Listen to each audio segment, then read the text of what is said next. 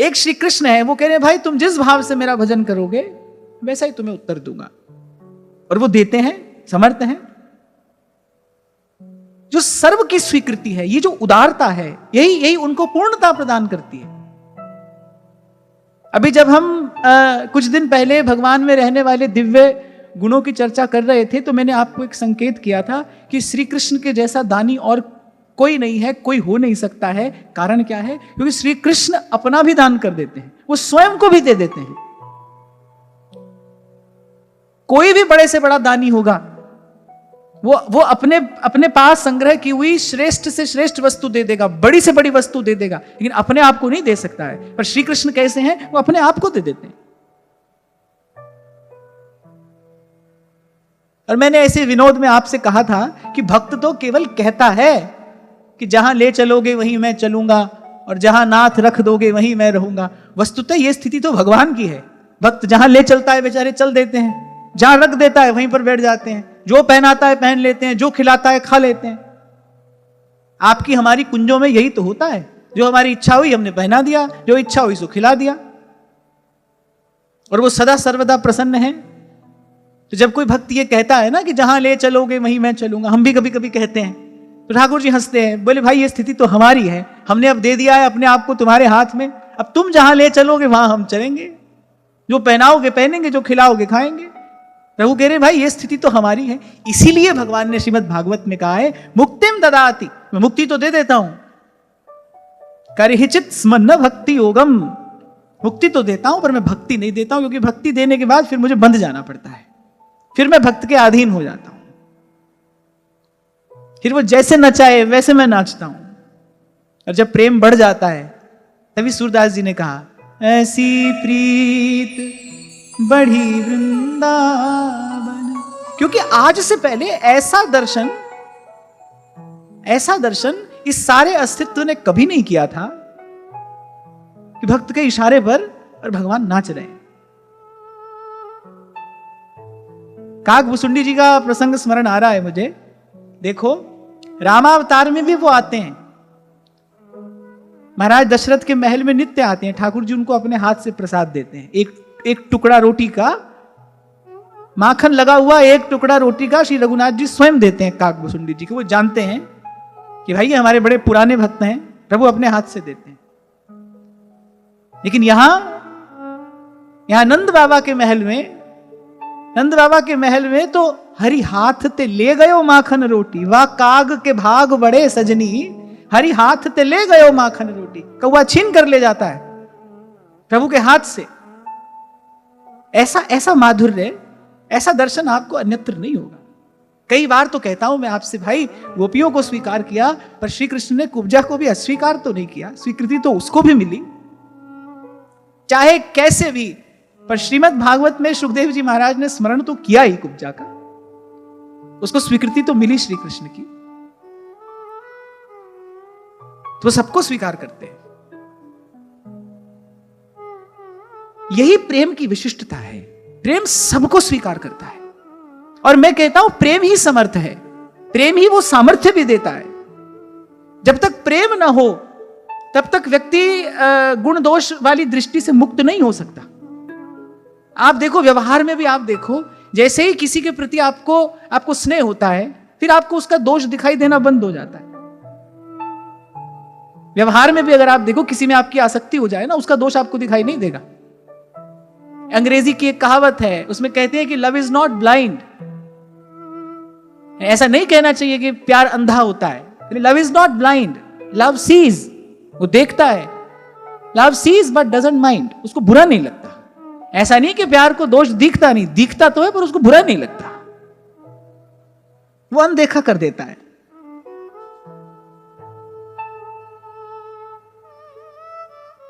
तो प्रबोधानंद जी कह रहे हैं, एक तो आपकी वाणी शुद्ध है और अविरुद्ध है, उसका किसी से बैर, किसी से विरोध नहीं है।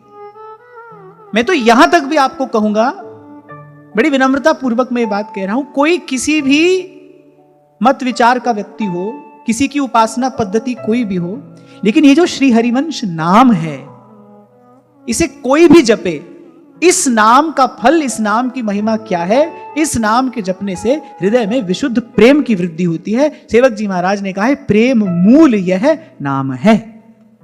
और प्रेम कैसा होता है? जिसमें मिला दो उस जैसा। प्रेम का कोई अपना रंग नहीं है, जिसमें मिला दो उस जैसा। संसार में लगा दोगे, ये अमूल्य भाव आप संसार में लगा दोगे तो वैसा परिणाम आने लगेगा। ये भाव प्रभु में लगाओगे तो विलक्षण परिणाम आप अपने जीवन में देखोगे। संत तो इतना समझा देते हैं, भाई प्रेम तो आप सबके भीतर है, प्रेम का बीज तो सभी के भीतर है।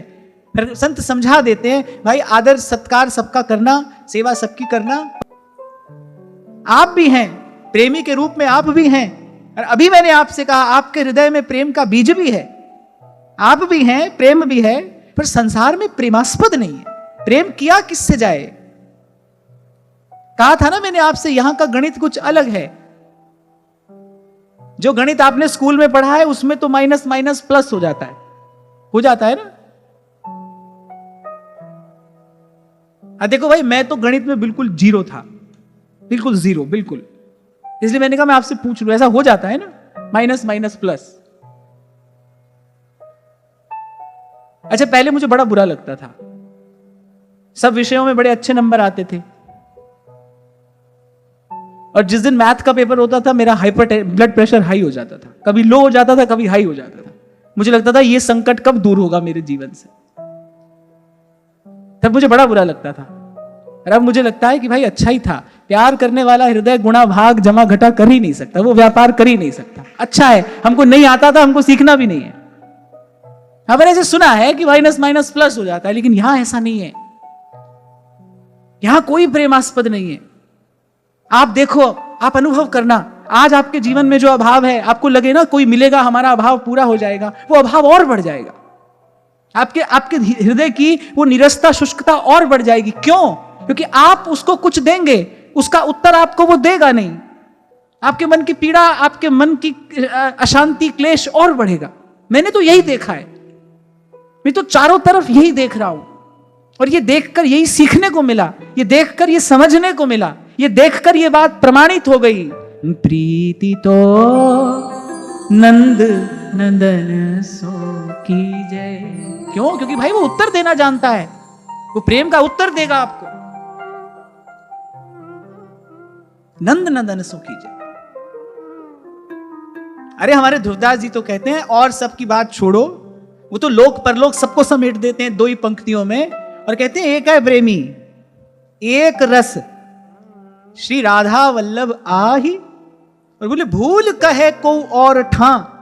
भूल से कभी कोई कह दे बोले अमुक स्थान पर कोई प्रेमी देखा, बोले झूठो जान होता है, वो झूठ बोल रहा है, वो झूठ बोलता है। एक है प्रेमी, एक रस श्री राधा वल्लभ आही। 3 लोक 14 भुवन, प्रेम कहूं ध्रुव नाई।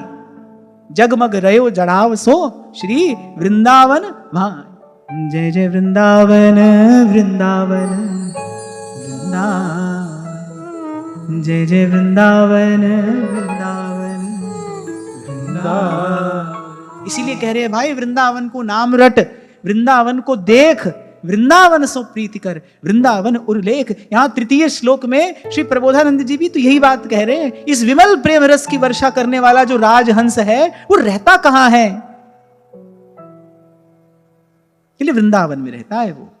यदि वृंदावन मात्र गोचर हो, इस प्रेम की अवस्थिति, इस प्रेम का अनुभव, इस प्रेम का दर्शन, इस प्रेम का आस्वादन यही वृंदावन में ही हो सकता है। वृंदावन की कृपा से ही संभव है।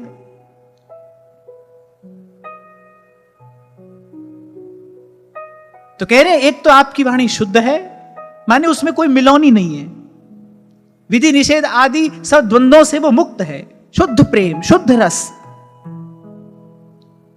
और फिर अविरुद्ध है, उसका किसी से कोई बैर विरोध नहीं है, क्योंकि प्रेम मूल यह नाम है। प्रेम की अभिवृद्धि कराने वाली ये भाव भावना है, ये रस रीति है। कह रहे शुद्ध है, अविरुद्ध है, और शुद्ध अविरुद्ध प्रसिद्ध जानी। प्रसिद्ध माने बोले है तो सदा से थी, है और रहेगी। ये जो रीति है, ये जो प्रीति की रीति है, ये जो रस रीति है, कह रहे सदा से थी, है और रहेगी। जैसे अन्यत्र सेवक जी ने कहा, श्री हरिवंश प्रसिद्ध धर्म, महाप्रभु जी ने जो ये रस रीति प्रकट की, कह रहे ये तो प्रसिद्ध है, हमारे थी, है और रहेगी, पर समझे ना अलप तप।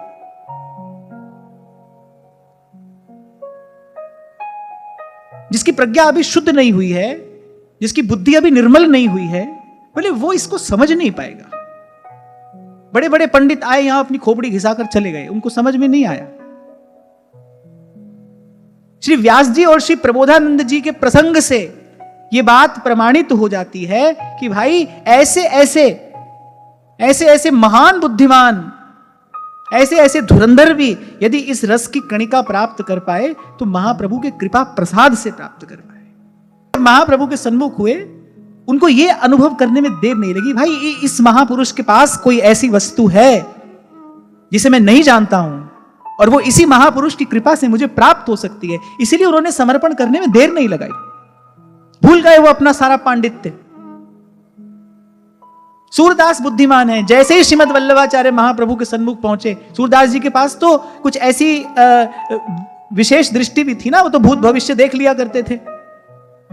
श्री महाप्रभु जी के मिलने से पहले सूरदास जी का नाम सूर स्वामी था। स्वामी बड़ा आदर सूचक शब्द होता है ना, हम कहते स्वामी जी, उनका नाम था सूर स्वामी। अरे चारों दिशाओं में उनकी ख्याति, उनका यश था, दूर दूर से लोग आया करते थे और सूरदास जी उनको समाधान देते थे।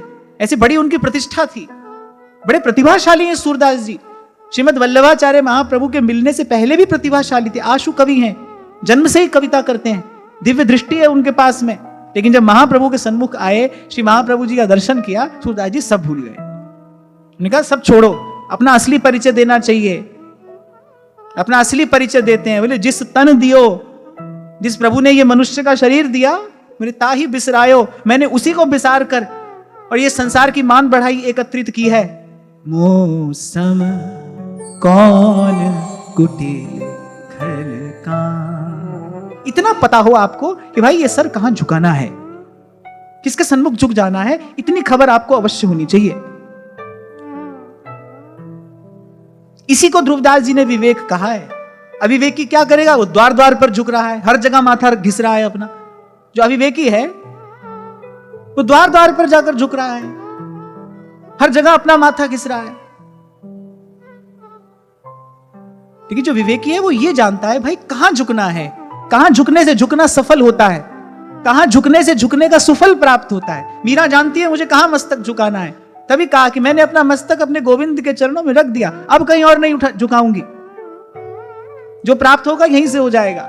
गोस्वामी जी जानते हैं कहां झुकना है। बने तो रघुवर पे बने, बिगड़े तो भरपूर, जो रघुवर को ना रुचे वह बनवे में। सेवक जी को महाप्रभु मिले, सेवक जी कह रहे हैं जो हरिवंश तजऊं भजऊं और रही, तो मोहि श्री हरिवंश दुहाई। बार बार सेवक जी महाराज जी बात कह रहे हैं। ये बात तो मुझे पूरे भक्ति साहित्य में कहीं पढ़ने को नहीं मिली कि जो हरिनाम जगत शिरोमणि, वंश बिना कबहू नहीं लई हूं, मेरी जिह्वा पर ये नाम आएगा ही नहीं। मैं तो जब कहूंगा रट हरिवंश, जप हरिवंश, श्री हरिवंश सुनाम रे। रट हरिवंश, जप हरिवंश, श्री हरिवंश सुनाम रे। शायद अभी इसी सत्र में ही जब हम भागवत जी पर चर्चा कर रहे थे तो किसी ने मुझसे प्रश्न किया, उस समय प्रसंग कोई और चल रहा था तो मैं उत्तर नहीं दे पाया। किसी ने मुझसे प्रश्न किया कि मैं कई वर्षों से भगवती की आराधना करता हूं, आप बार बार अनन्य भक्ति की बात करते हैं, तो क्या मैं भगवती की अनन्य भक्ति कर सकता हूं? कुछ दिन पहले यही प्रश्न किसी ने मुझसे पूछा। अब भगवती करा सके तो कर लो, अगर भगवती आपसे अनन्य भक्ति करा सकें तो आप जरूर करो। आपको एक सूचना दे दूं, श्री हरि के अतिरिक्त, श्री कृष्ण के अतिरिक्त अनन्य भक्ति का जो वो भाव है उसको कोई वहन ही नहीं कर सकता। एक सामर्थ्य है सबकी, एक सीमा है सबकी। आप कर लो आराधना। पीपा जी के प्रसंग से ये स्पष्ट है, पीपा जी ने करी देवी जी की आराधना, सच्चे हृदय से की, पवित्र भाव से की, लेकिन एक सीमा आई जब देवी जी ने कहा भाई इसके आगे का भार मैं वहन नहीं कर सकती, जाओ श्री हरि की आराधना करो, वही समर्थ हैं। अनन्य भक्ति के आस्पद केवल भगवान है, केवल भगवान हो सकते हैं। और मैं बिल्कुल निसंकोच यहां से यह बात कह रहा हूं, इस विषय में किसी को संशय नहीं करना चाहिए। इसलिए जब कहा जाए ना अनन्य भक्ति, तो समझ जाना अनन्य भक्ति केवल भगवान की ही हो सकती है। और भगवान कौन है? कृष्णस्तु भगवान स्वयं। केवल भगवान की अनन्य भक्ति हो सकती है। कोई भी आपके मन को पूरा पूरा स्वीकार कर ही नहीं सकता। कुछ ना कुछ कमी रह जाएगी, कुछ ना कुछ अपूर्णता रह जाएगी। और विचार करो, यहां किसी से संबंध बनाओ तो भी अधूरा है, और वहां स्वर्ग में बैठे या उससे भी आगे के लोकों में बैठे किसी देवी देवता से संबंध बनाओ तो भी अधूरा है। भाई जब अधूरा ही रहना है, जब भटकना ही है, फिर ये सब करने का प्रयोजन क्या है? बड़ी सूक्ष्म सी बात है, पर समझना पड़ेगा। आप मन बुद्धि शरीर नहीं हो। आप हमेशा ये कहते हो मेरा मन, मेरी बुद्धि, मेरा शरीर। आप कभी नहीं कहते मैं मन, मैं बुद्धि, मैं शरीर। वो जो मन बुद्धि शरीर को जो मेरा कह रहा है ना, वो जो आपके भीतर वो जो जीवात्मा है, जो मन बुद्धि शरीर को मेरा कह रहा है, वो जो जीवात्मा है ना भाई, उसका संबंध केवल केवल केवल परमात्मा से ही हो सकता है। और परमात्मा तो 2 4 10 है नहीं। एको हम द्वितीयो नास्ति, एकम सद विप्रा बहुधा वदंती। परमात्मा तो 2 4 10 नहीं है ना, हो ही नहीं सकते, तो एक ही है। अब प्रश्न तो ये होना चाहिए कि वो जो एक है वो कौन है? संत कहते हैं काल दंडले काहू न मारा। आपने कभी नहीं देखा होगा समय किसी को पुचकारने के लिए आया हो या समय किसी को मारने के लिए आया हो। समय कोई डंडा लेकर नहीं मारता है, बुद्धि मलिन हो जाती है, बुद्धि मलिन हो जाएगी। और आज जिस युग में हम रह रहे हैं, यहां तो भाई कई बार आपसे कहता हूं सभी कुछ तो अशुद्ध है। क्या शुद्ध रहा है?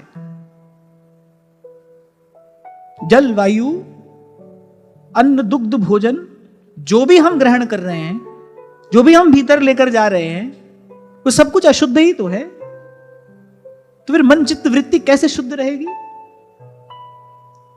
तो भाई ये समझ लें कि अब तो कोई ऐसा समर्थ हो जो अपनी सामर्थ्य से हमारी बुद्धि शुद्ध कर दे। इसीलिए सेवक जी महाराज दोनों हाथ जोड़ के आरंभ में ही कहते हैं, देहु कृपा कर बुद्धि प्रकाश, जस बरनो हरिवंश विलास। जिसको भी प्रभु की ओर देखना है, जिसको प्रभु की ओर चलना है, जिसको प्रभु का यश गाना है, जिसको इस रस का आस्वादन करना है, वो सबसे पहले यही करे, सदगुरु के सन्मुख होकर हाथ जोड़कर श्री गुरु चरण सरोज रज निज मन मुकुर सुधार,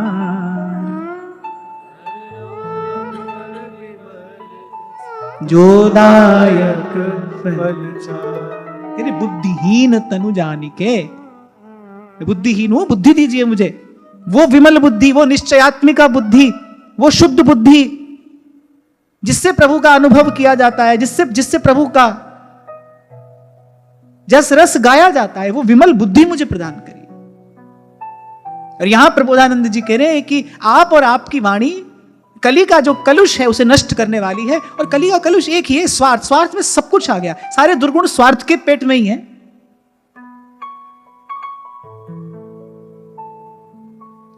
सारे दुर्गुण स्वार्थ के ही पेट में तो हैं। आप देखो, जैसे ही व्यक्ति परमार्थ का चिंतन करने लगता है, उसके जीवन में सुख शांति की वर्षा होने लगती है। परमार्थ का विचार करते ही आप देखो उसका मन, उसका चित्त शुद्ध शांत होने लगता है। सारे कष्टों का, सारे क्लेशों का कारण केवल स्वार्थ है। स्वार्थ माने मुझे सुख मिले, छीन कर झपट कर जैसे भी, पर मैं सुखी हो जाऊं, मैं सुख पाऊं। तो ये जो भावना है, स्वार्थ की जो भावना है, स्वार्थ का जो कलुष है, उस कलुष को नष्ट करने वाली श्री महाप्रभु जी की वाणी है। इस पूरे अष्टक में आपको बार बार यही सुनने को मिलेगा, प्रबोधानंद सरस्वती पाद बार बार यही कह रहे, यहीं से तो आरंभ किया। आप श्री कृष्ण की वंशी हैं और आपका नाद जो है, वो जो पवित्र नाद है, वही इस विश्व को मोहित करने वाला है, वही शुद्धानंद की वर्षा करने वाला है, वही हम जैसे जीवों को कली के कलुष से बचाने वाला है। महाप्रभु जी श्री चतुरासी जी में कह रहे हैं ना, सौरत रस रूप नदी जगत पावनी। ये प्रिया प्रीतम का जो यश है, ये जगत को पावन करने वाला है, निर्मल करने वाला है। इसलिए 3 दिन से आपसे बार बार एक ही बात कह रहा हूं कि भाई और कुछ नहीं करना है, हमको नाम जपना है और बस महाप्रभु जी की वाणी का गान करना है, नित्य निरंतर वाणी का गान करना है, इसी से प्रिया प्रीतम की सेवा करनी है। बाकी थोड़ा घना जो हो सब अच्छा है, पर कान खोलकर सुन लो, श्री जी को आपके वस्त्राभूषणों की कोई आवश्यकता नहीं है। पहले भी आपसे मैंने कहा था, आज मैं फिर कह रहा हूं, जिस दिन श्री हरिवंश नाम की कृपा से श्री प्रिया जी के रस स्वरूप का आपको अनुभव होगा, उस दिन आपको लगेगा भाई यहां की कोई वस्तु तो श्री जी के सम्मुख ले जाने योग्य भी नहीं है, उनके निकट भी नहीं ले जाना चाहिए। एक बात ध्रुवदास जी ने सिद्धांत विचार में कही है। ध्रुवदास जी कहते हैं, जो फूलन की माला देख कुम्हलाए जाए, बोले बा को असीवर को दिखाए वो तो भारी अनीत है। असीवर माने तलवार। बोले जो फूल की माला से भी घबरा जाए, उसको तलवार दिखाना ये तो बड़ी भारी अनीत है।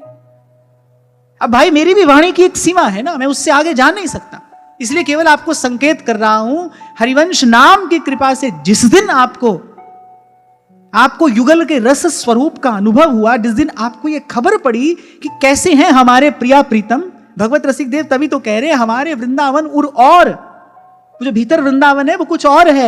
माया काल तहां नहीं व्यापै जग की दौरा दौर। क्यों, कल भी मैं आपसे कह रहा था भाई, बाहर जब तक आपकी दौड़ रहेगी, जब तक तन मन बुद्धि वृत्ति बाहर भागेगी, तब तक इस रस से बड़े दूर हो आप, बड़े दूर। जब ध्रुवदास जी ने कहा, जब लग मन छाणत नहीं सब बातन को लोभ, तब लग ही उपजत नहीं युगल प्रेम की गोभ। तभी तो कह रहे हैं, सकल बात घटते घटो मन की वृत्ति अनेक, वृंदा विपिन विहार रस यह बढ़ो उर एक। आपको उस दिन बताया था ना मैंने, ये बात मैंने अपने हृदय से लगाकर रखी है। मैं तो जितनी बार भी महाप्रभु जी का ध्यान आता है, ये 2 पंक्तियां गाकर सुनाता हूं। सकल बात घटते घटो मन की वृत्ति अनेक, और वृंदा विपिन विहार रस बस यह बढ़ो उर एक। तो मैं कह रहा था, जिस दिन नाम की कृपा से युगल के रस स्वरूप का आपको अनुभव होगा, आपको लगेगा कि भाई यहां की कोई वस्तु प्रिया जी के सन्मुख भी नहीं जानी चाहिए। क्या हमको, हमारे मन में हमें ऐसा लगता है भाई हमारी वस्तु से, हमारी सेवा से श्री जी को सुख हो रहा है, हमको ऐसा लगता है हमारी वस्तु से प्रिया जी को सुख हो रहा है। एक बार विचार करो कि काजर की रेख जहां पानन की पीक भारी, वाणी तो भाई डूबने के लिए है, वाणी तो चिंतन के लिए है, वाणी तो गोता लगाने के लिए है। श्री हरिवंश की वाणी समुद्र को मीन भयो जो अगाध कलोलत। जैसे मछली समुद्र में डूबती इतराती रहती है, ऐसे ही ये मन मीन होकर बस वाणी में डूबा रहे। और आप जितनी बार गाओगे, गाते गाते गाते गाते, आपको पहले दिन मैंने कहा था, ऐसे किसी दिन वो छवि छटा का प्रसाद आपको मिल जाएगा। ये मैं निश्चित रूप से आपसे कह रहा हूं, अपना अनुभव आपसे कह रहा हूं मैं। ऐसे गाते गाते चढ़े सो पहुंचे ऐन, मन टिकाने पहुंच जाएगा जहां पहुंचना चाहिए, जहां पहुंचकर फिर लौट कर आना नहीं होता। अब आप ईमानदारी से एक बात मुझे बताना, आप जो सेवा करते हो उसमें हमारा ज्यादा ध्यान इसी पर तो रहता है, क्या बनाएं, क्या खिलाएं, क्या पहनाएं, बताओ रहता है कि नहीं? सहज में जैसे आपकी सेवा हो आप करिए, पर अब प्रकट सेवा करनी कैसे है, मैं उसकी बात आपसे कह रहा हूं। भाई सेवा तो वही होती है ना जिसमें सेव्य को सुख मिले। अब भाई मुझे मीठा अच्छा लगता है, मान लीजिए आपने मुझे अपने घर बुलाया और आपने 36 व्यंजन बनाए हैं, लेकिन बनाए सब नमकीन हैं, तो भाई वो सेवा तो मेरे अनुकूल नहीं हुई। आपने तो अपनी तरफ से बड़ा भारी परिश्रम किया, लेकिन वो वस्तु मेरी रुचि की नहीं है, मुझे तो उसमें सुख नहीं मिलेगा, फिर सेवा संपादित नहीं होगी। सेवा अर्थात जिसमें सेव्य को सुख मिले। पहले ये तो जानिए हमारे प्रिया प्रीतम को सुख किस में मिलता है। श्यामा श्याम को सुख मिलता कैसे है? और इसके लिए आपको वाणी के पास आना पड़ेगा। सेवक जी ने यह रहस्य खोला, ध्रुवदास जी ने यह रहस्य खोला। पढ़िए आप 42 लीला, पारायण करिए 42 लीला का, बार बार बार बार बार बार उसको पढ़िए, गाइए, आपको समझ में आएगा भाई प्रिया प्रीतम का सुख है कहां, कैसा सुख वृंदावन देता है, कैसे सुख की व्यवस्था सहचरियां करती हैं निकुंज में, प्रिया प्रीतम को कैसा सुख देती हैं सहचरियां। सार की बात यह है, निचोड़ की बात यह है भाई, जब तक नाम और वाणी जीवन में नहीं उतरेगा, जब तक नहीं रमेगा, तब तक रस माधुरी में बड़ा अंतराय है, बड़ा अंतराय है। कभी मैं देखता हूं ना, जैसे अब आगे जेठ का महीना आएगा, भयंकर गर्मी पड़ेगी। अब उस समय जब मैं देखता हूं ना श्री जी के सामने 5-5, 7-7 दीपक जलाकर जब श्री जी की आरती हो रही होती है, तो मेरा कोमल हृदय तो इसका भार वहन नहीं कर सकता। कैसा प्रिया जी का स्वरूप है। जब ग्रीष्म ऋतु सेवा में आती है तो सहचरियां कैसी सेवा करती हैं कि प्रिया जी की दृष्टि जहां जाए ना, देखकर भी प्रिया जी को शीतलता का ही अनुभव होना चाहिए। वो चारों ओर ऐसी संरचना करती हैं, राग भोग आदि सब कैसा होता है जिससे केवल शीतलता का ही संचार हो, उष्णता कहीं प्रिया जी के सन्मुख ना आ जाए, कहीं किंचित भी प्रिया जी को उष्णता का अनुभव ना हो जाए।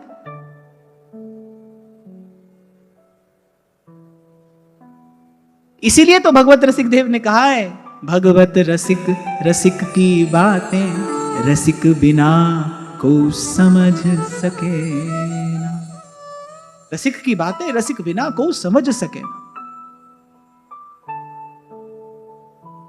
कभी कभी मंदिर में भी मैं देखता हूं, और बड़ी विनम्रता पूर्वक मैं बात यहां से कह रहा हूं, भयंकर गर्मी पड़ रही होती है और ऐसे वस्त्र की पोशाक श्री जी को धारण करा दी जाती है जिसको देखने वाले को भी कष्ट हो जाए। धारण करने वाले को तो कैसा अनुभव हो रहा होगा, देखने वाले को भी कष्ट हो जाए। अरे इसे कहते हैं सेवा। सेवा का अर्थ ही है जिसमें सेव्य को सुख मिले, जिसमें सेव्य को सुख मिले।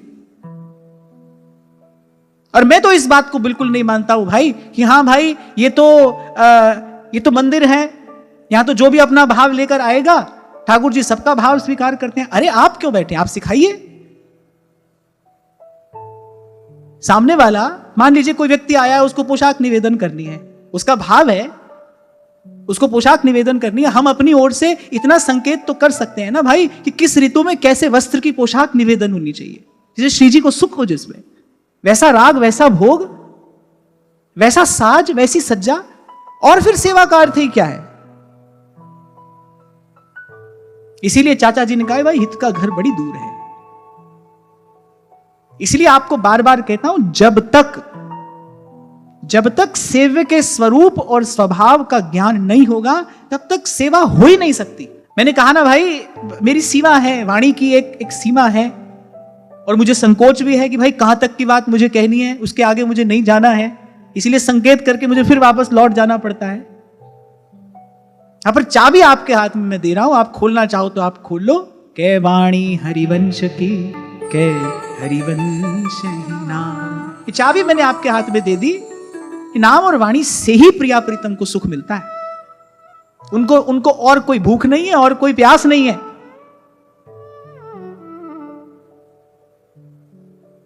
शयन का भोग लगाते हुए गा तो देते होगे आप रोज, कभी उस पद का भाव नहीं विचारा आपने।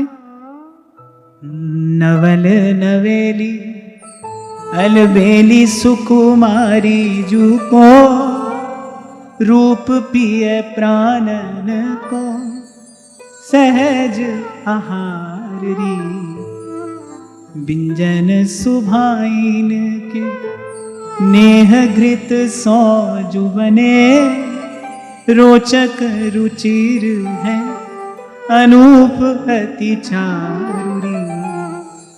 और आप कहीं पर भी हो, पद के द्वारा तो आप कहीं पर भी प्रिया प्रीतम की सेवा कर सकते हो। आप घर में हो, नहीं हो, कहीं बाहर हो, मार्ग में हो, कहीं पर भी हो, नाम और वाणी के द्वारा तो आप प्रिया जी की सेवा सदा ही कर सकते हो।